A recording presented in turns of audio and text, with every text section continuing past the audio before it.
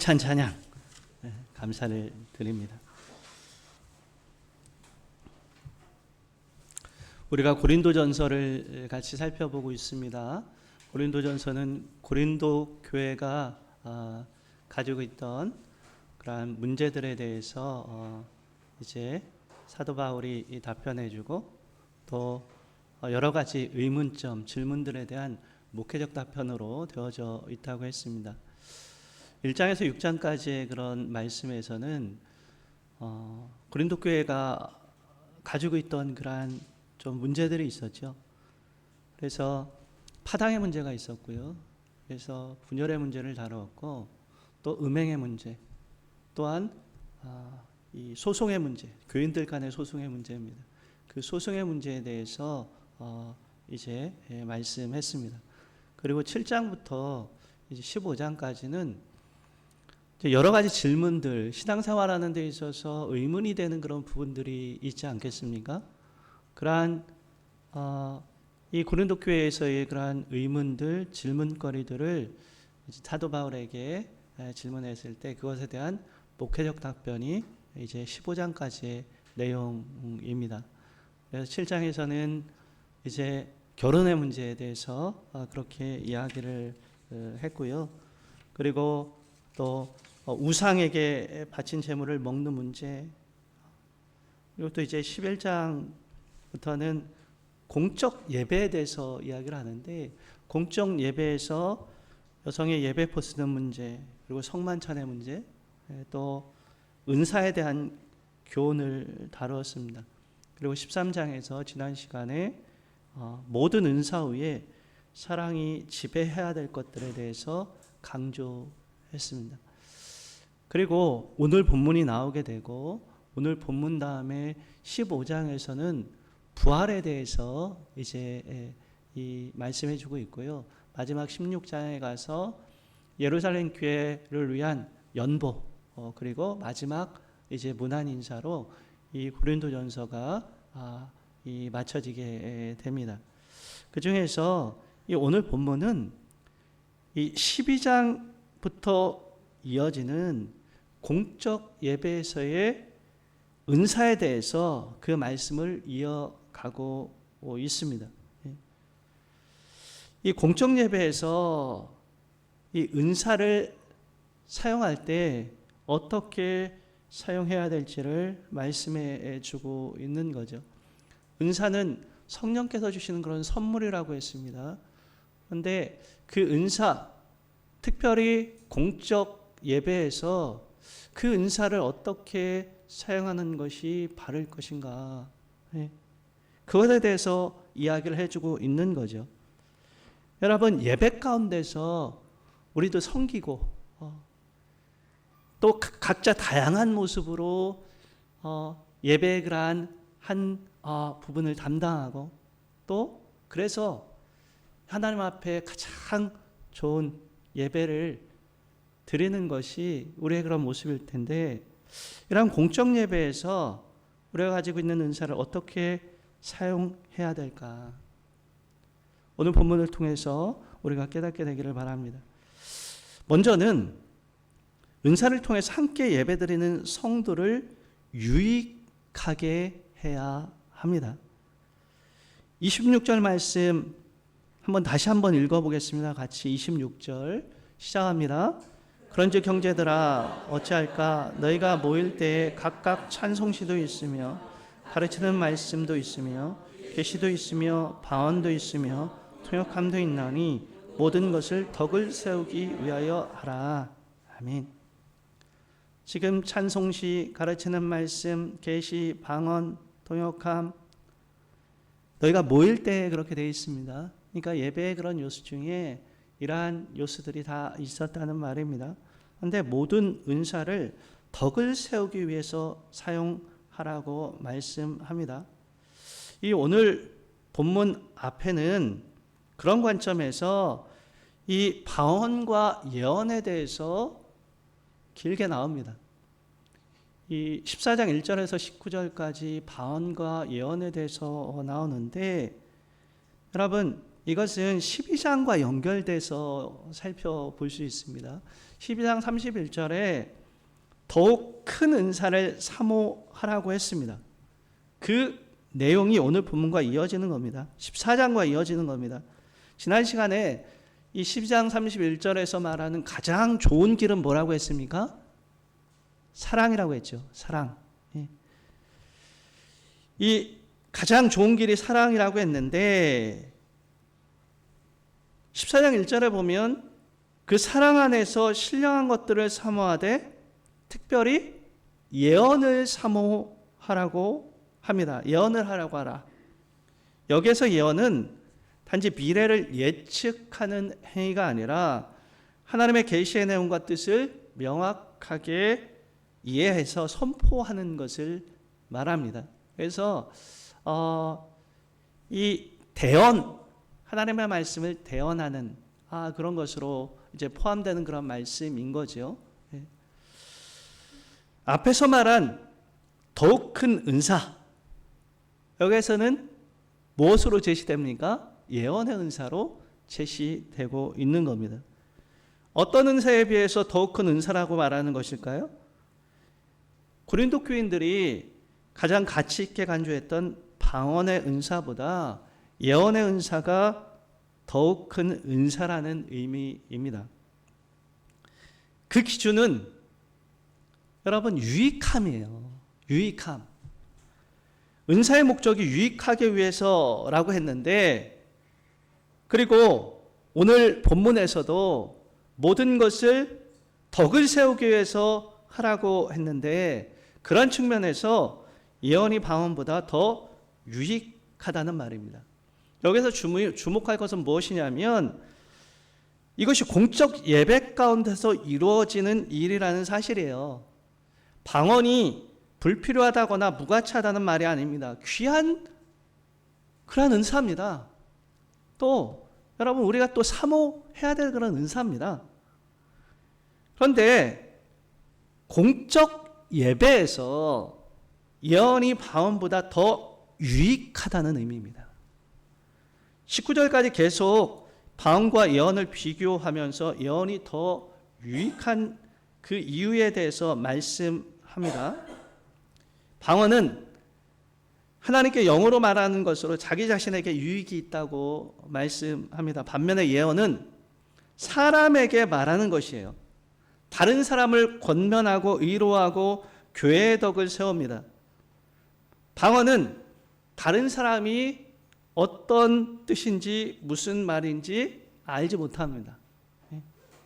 개인적인 차원에서는 방언이 영으로 기도하는 것이기 때문에 하나님과 교통함을 통해서 영적 유익을 누리지만 공동체적으로 봤을 때는 크게 유익을 끼치지 못한다는 말입니다.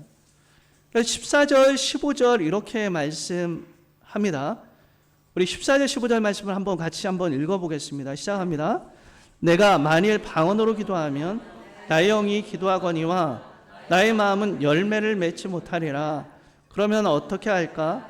내가 영으로 기도하고 또 마음으로 기도하며 내가 영으로 찬송하고 또 마음으로 찬송하리라. 지금 방언이 마음은 열매 맺지 못한다고 하는데 이것은 그러니까 방언 자체가 참 우리에게 영적 유익을 주고 또 놀라운 하나님의 성령의 그런 은사이지만 그것이 개인적으로 봤을 때도 인격적 변화로 이어지지는 못한다는 말이에요. 큰 체험이고요. 또 기도하는 데 있어서 이 방언으로 기도하면 참 오래 기도하고요. 그리고 또 그 스스로 영적 유익을 누리는 것은 분명합니다. 그런데 이것이 공동체적으로도 개인적으로도 인격적 변화로까지 그렇게 이어지지는 못한다. 그래서 어떻게 하라는 겁니까? 영으로, 다시 말해 방언으로 기도와 찬양을 할 뿐만 아니라 마음으로, 여기서는 이성을 가지고 기도하고 찬양하라는 말입니다. 둘 다 중요하고 같이 있다는 말이에요. 찬양도 방언 찬양도 있습니다. 방언 찬양 하는 거 들었는데요. 참 아름다운 그런 찬양입니다. 네.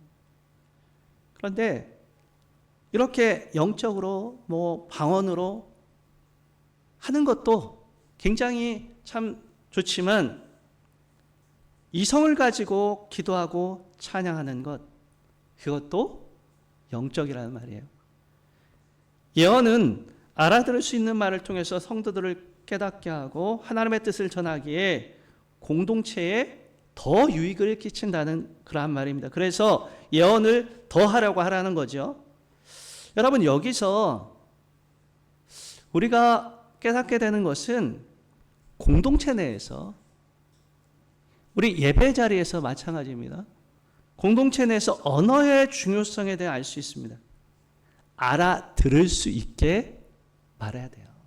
예. 예배의 언어는 소통이 중요한 겁니다. 이 카톨릭 같은 경우에 1960년대까지도 예배를 드릴 때 자국어로 예배, 거기서 미사죠. 미사를 드리지 않았습니다. 미사를 때 어떤 언어를 사용했습니까? 라틴어를 사용을 했습니다. 모든 용어가 라틴어이기 때문에 일반 성도들은요, 무슨 말을 하는지 모르는 거예요. 소통이 없는 겁니다. 그러다가 이제 제2바티칸 공의회 이후로 자국어로 예배를 드립니다. 성경도 이제는 봉독을 하고요. 얼마 되지 않았어요. 그전에는 막 다 라틴어로 하는 거예요. 그러니까 마치 듣는 사람 입장에서 어떻겠습니까? 방언이랑 똑같아요. 이 앞에서는 인도에서 라틴어로 막 유창하게 이렇게 하는데 듣는 사람은 그게 무슨 말인지. 예. 예배언은요, 소통이 중요해요. 15절에서 19절이 이것을 말하는데, 기도와 찬양과 축복과 감사를 하는데 방언으로 해요. 그러면 다른 성도들 기도와 찬양과 축복과 감사에 대한 반응을 할 수 없다는 겁니다. 그래서 알아들을 수 있는 말로 하는 것이 공적인 예배에서는 중요하다는 거예요. 만약에 공예배에서 방언을 하려면 통역이 있어야 된다고 바울은 말합니다. 그래야 공동체 전체가 알아들을 수 있고 그로 인해서 공동체 전체에 유익을 끼칠 수 있기 때문입니다. 우리가요, 요즘 예배 드릴 때 방언으로 하지 않습니다. 예배 드릴 때 대표 기도하는데 방언으로 기도하는 사람 없잖아요. 대표 기도할 때. 그리고 찬양하고 찬양대 찬양하고 하는데도 방언으로 찬양하고 그러진 않잖아요. 예. 그러나 우리가 기도하고 찬양하고 감사하고 축복하고 말씀을 전할 때 서로에게 공감이 있어야 된다는 말입니다. 그래서 언어의 선택도 중요한 거예요. 우리가 대표 기도할 때 적어서 이제 이 대표 기도하라고 말씀드리는데, 예. 여러분 이유도 이러한 의미도 있는 겁니다. 예배 시간에 이제 대표 기도하는 것은 혼자 기도하는 것이 아니잖아요. 예배 가운데 드리는 기도임을 기억해야 되고요. 개인적인 간구가 아니라 공동체적 간구가 되어야 한다는 말입니다. 예. 오늘 또 권사님 너무 이렇게 이 기도 잘 준비하셔서 이렇게 해주시니까 모두가 은혜가 되잖아요. 우리가 드리는 그런 기도가 되는 거잖아요. 그래야 된다는 거예요. 여러분, 설교자는 더 말할 필요가 없겠죠. 알아들을 수 있어야 됩니다. 예. 도무지 무슨 말 하는지, 외국어 하는지, 우리말 하긴 하는데, 무슨 말인지 전혀 모르면 되지 않는 거죠. 소통이 되어야 되는 겁니다. 들려져야 되는 거죠. 예. 우리가 예배 가운데서 찬양으로 섬기기도 하고, 기도로 섬기기도 하고, 말씀으로 섬기기도 합니다. 여러분, 우리가 찬양을 할 때도요, 그것이 뭐라고 했습니까? 은사의 사용은 유익하게 해야 된다고 했잖아요. 예. 자기 뽐내는 자리가 아닙니다. 함께 그 찬양을 통해서 하나님 높여드리고요. 아, 이거 찬양 그냥 잘했다. 뭐 무슨 말인지 모르겠는데, 어떤 찬양인지 모르겠는데 잘하네 저 사람. 그게 아니고 함께 주님을 높여드리는 우리의 그런 찬양들을 통해서 함께 은혜를 누리고 함께 하나님 앞에 더 가까이 나아가고, 그것이 중요한 거죠. 여러분, 기도하는 자는 자기 간구만 하면 되지 않는다는 말입니다. 말씀 전하는 자는 무슨 말인지 모르게 전하면 되지 않는다는 말이에요. 들려져야 되고 소통되어야 됩니다. 그래야 공동체의 유익이 되는 것입니다. 여러분, 우리의 모든 섬김이, 공동체 가운데서의 모든 섬김이 함께 예배드리는 성도들에게 소통되어지므로 교회의 덕을 세우고 함께 은혜를 누리는 그러한 은혜가 있기를 주님의 이름으로 축복합니다. 그리고 두 번째로, 여러분, 이 공동체의 예배 가운데서 은사를 어떻게 사용해야 될까? 두 번째는 품위 있게, 질서 있게 은사를 사용하여 예배를 드려야 합니다. 39절 40절 말씀을 함께 읽겠습니다. 시작합니다. 그런즉 내 형제들아, 예언하기를 사모하며 바언 말하기를 금하지 말라. 모든 것을 품위 있게 하고 질서 있게 하라. 각종 은사를 통해서 예배가 더 풍성해질 수 있습니다.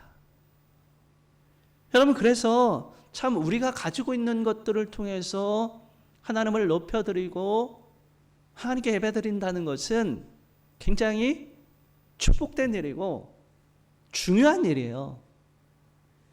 여러분, 그런데 이러한 은사를 어떻게 사용해야 된다고요? 여러분, 각종 은사의 조화로운 사용을 통해서 질서 있는 예배를 드려야 한다는 말입니다. 이 당시의 예배는 오늘날의 그런 예배 형식과는 조금 다릅니다. 이 당시에는 예배 중에 뭐 찬양, 설교, 계시, 방언과 통역, 그러한 것들이 다 행해지기도 했습니다. 그런데 그 모든 것을 무질서하게 하지 말라는 말이죠. 이 공예배에서 방언을 허용하기도 했는데, 그런 경우는 이 단서가 있습니다. 어느 때요? 통역이 있을 때입니다. 은사 중에 통역의 은사도 있다고 괜찮지 않습니까? 방언으로 말하는 것을 이제 통역하는 거예요. 본인이 통역할 수도 있고요. 예, 이 방언하는 사람이 그 방언에 대한 그런 통역을 하기도 합니다. 그러한 은사, 두 가지 은사를 동시에 가진 그러한 사람도 있습니다. 본인뿐만 아니라 이 다른 사람이 그 방언을 통역하기도 합니다. 그럴 경우에는 이 당시에 이제 공예배 가운데 방언을 허락하는 거죠. 그러한 경우에도 다 하지 말고 몇 사람만, 그리고 차례차례 그렇게 하라고 합니다. 또한 예언도 마찬가지입니다. 은사가 있다고 다 하는 것이 아닌 거죠. 몇 명만 예언하고, 그것도 순서에 따라서 질서 있게 하고 나머지는 분별하도록 하라는 겁니다. 먼저 말하던 사람도 하나님께서 특별히 깨닫게 하시는 말씀이 다른 사람에게 임하면 먼저 말하는 사람은 잠잠하라고 합니다. 중구난방으로 하지 말라는 거예요. 왜 그렇습니까? 33절에 이렇게 말씀합니다. 하나님은 무질서의 하나님이 아니시오 오직 화평의 하나님이시니라. 무질서와 화평은 대조적인 말입니다. 조화롭고 질서 잡힌 상태가 화평이에요. 하나님은 무질서의 하나님이 아니십니다. 질서의 하나님이시오 화평의 하나님이신 거죠. 그래서 교회에서는요, 질서가 중요해요. 영적 질서가 중요합니다. 여러분, 예를 들어서 오늘 기도 순서 우리 권사님인데 어느 분이 다 아침에 왔는데 하나님께서 내가 기도해야 될 것 같다는 마음을 주시는 거예요. 네. 그래서 목사님 오늘 예배 때는 제가 기도해야 될 것 같습니다. 성령께서요 오늘 기도하라는 그런 마음을 주셨어요. 그러면 어떻게 되겠습니까? 혼란스럽게 되겠죠. 또 대표 기도를 나왔어요. 근데 기도하는 중에 성령께서 은혜를 주시네요. 그래서 나와서 예배 중에 대표 기도를 하는데 한 30분을 하는 거예요. 막 은혜로 충만해가지고 그러면 나머지가 괴롭습니다. 예. 찬양대가 찬양을 하는데 이 찬양곡 해가지고 이제는 연습해가지고 했는데 이게 파트도 나눠서 하고 찬양하는데 필 받은 거예요. 그래가지고 자기 마음대로 그렇게 노래 부르면 어떻게 되겠습니까? 하나님께 받은 말씀이 있으니 오늘은 내가 설교해야 되겠다. 목사님 오늘은 쉬십시오. 오늘은 제가 하겠습니다. 그렇게 하면은 여러분 예배가 얼마나 혼란스럽겠습니까? 뿐만 아니라 설교자도요 준비 없이 즉흥적으로 설교하면서 성령의 인도라고 한다면 어떻게 되겠습니까? 예? 사실 그러한 경우들도 종종 있습니다. 이런 이제 그러니까 원고를 이제 사는데 그렇지 않고 주시는 마음대로 참 하나님께서 이렇게 주시는 마음대로 사실 그러다 보면은요 말만 길어져요. 사실 길어지고 어디 삼천포로 빠졌다가 다시 돌아오고 혼돈스럽고 무질서하게 되는 겁니다. 오늘 본문에서 이러한 질서에 대한 그런 문제를 다루면서 갑자기 34절과 35절에 여성에게 교회에서 잠잠하라고 그렇게 말씀합니다. 왜 갑자기 이런 말씀이 나올까?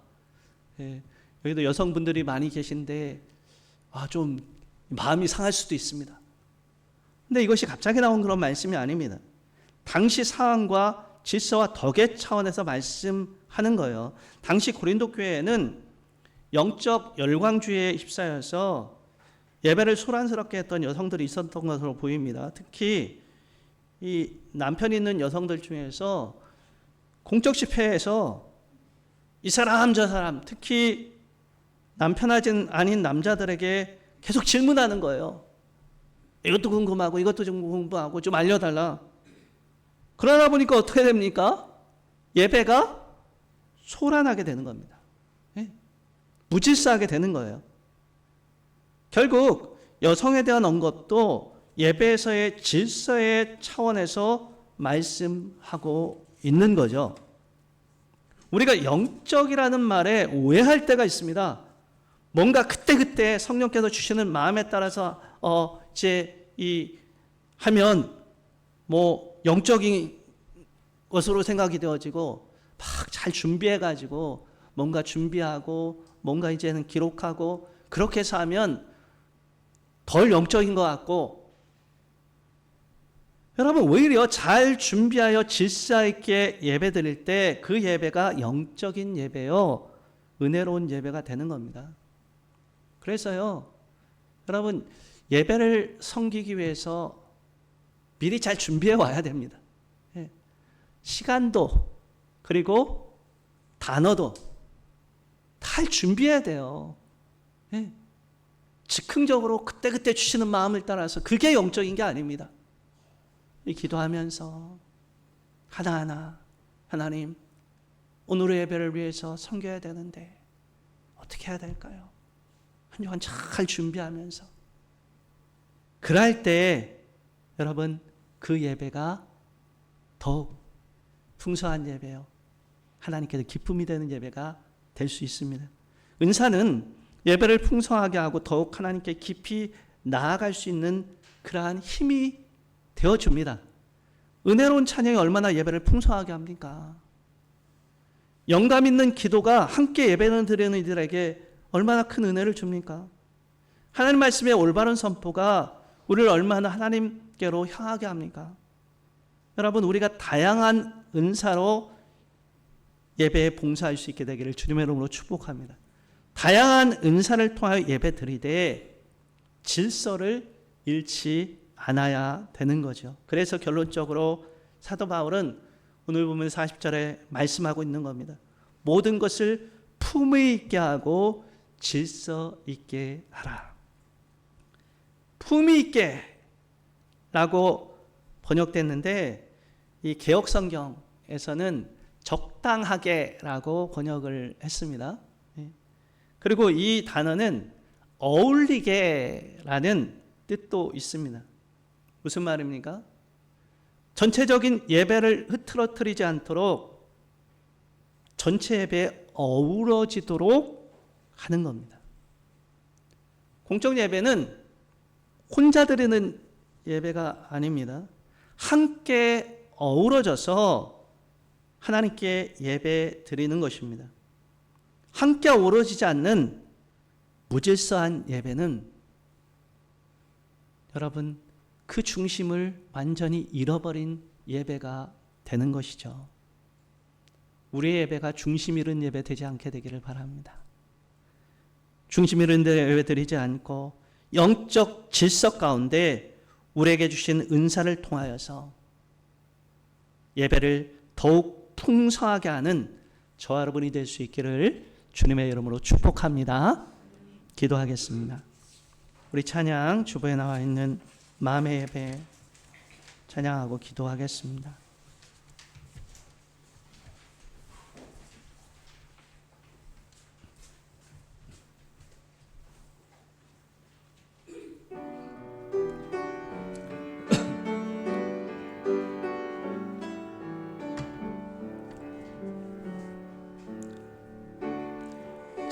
찬양의 열기 모두 끝나면 앞에 나와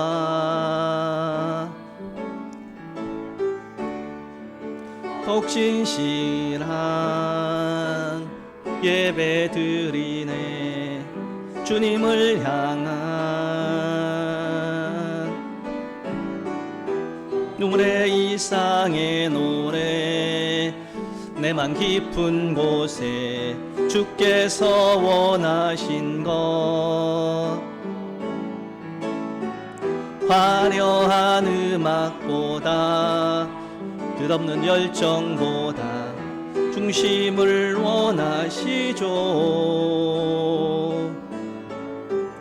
주님께 드릴 마음의 예배 주님을 위한 주님을 향한 노래 중심 잃은 예배 내려놓고 이제 돌아와 주님만 예배해요. 다시 한번 하면 영원하신 왕 영원하신 왕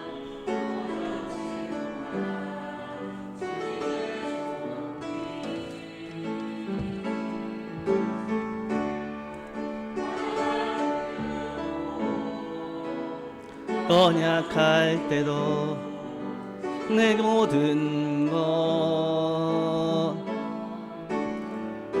노래 이상의 노래 깊은 곳에 주께서 원하신 것 화려한 음악보다 끝없는 열정보다 중심을 원하시죠.